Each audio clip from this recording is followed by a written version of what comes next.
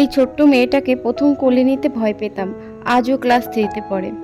জানো, এখন আরুষিকে দেখি আর অনেক পুরনো কথা মনে পড়ে আমার। ওকে যখন প্রথম আমার কোলে দিয়েছিল, আমি কি ভীষণ ভয় পেয়েছিলাম। মনে হয়েছিল এত ছোট্ট একটা বাচ্চাকে আমি কিভাবে কোলে নেব, কিভাবে ওকে চান করাবো, কিভাবে খাওয়াবো, কিভাবে সব কিছু সামলাবো। জানো, যখন ও প্রথম প্রথম পেটে ব্যথার জন্য কান্না করতো, আমি কি ভীষণ ভয় পেতাম। ভাবতাম ওর মনে হয় কোনো অসুবিধা হচ্ছে, ও মনে হয় খুব কষ্ট পাচ্ছে। আমার ভীষণ খারাপ লাগতো, নিজেকে ভীষণ অপরাধী মনে হতো আমি মনে হয় ওর ঠিক মতো খেয়াল রাখিনি, ওই জন্যই ও কষ্ট পাচ্ছে। তখন মনে হতো, ইস, যদি ওর কষ্টটা আমি নিজের কাছে নিয়ে নিতে পারতাম।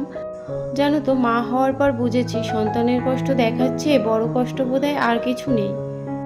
আজও অনেক বড় হয়েছে, তবু ওর একটু কিছু হলে আমার সেই আগের মতোই চিন্তা হয়।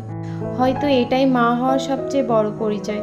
সন্তান যতই বড় হোক, মায়ের কাছে সে সবসময় ছোট্ট থেকে যায়। আজও যখন আমি আমার মেয়ের দিকে তাকাই, আমার কিন্তু সেই ছোট্ট আরুষির কথাই মনে পড়ে।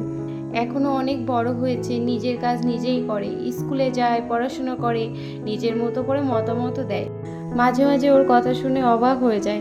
মনে হয় এই তো সেদিন ওকে কোলে নিয়ে ঘুম পাড়াতাম, আর আজ ও আমার সঙ্গে গল্প করে, আমাকে প্রশ্ন করে, কখনো কখনো আমাকেই নতুন কিছু শেখায়।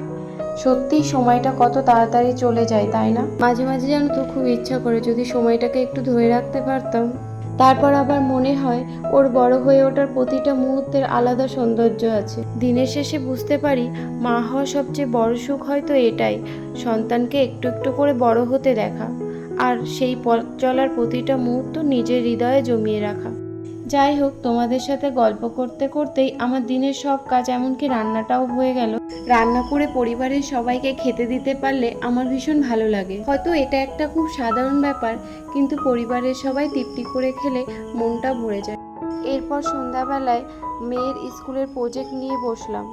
সত্যি বলতে জানো তো, ওর এই স্কুলের প্রজেক্টগুলো নিয়ে বসলে আমার ছোটবেলার কথা ভীষণভাবে মনে পড়ে যায়।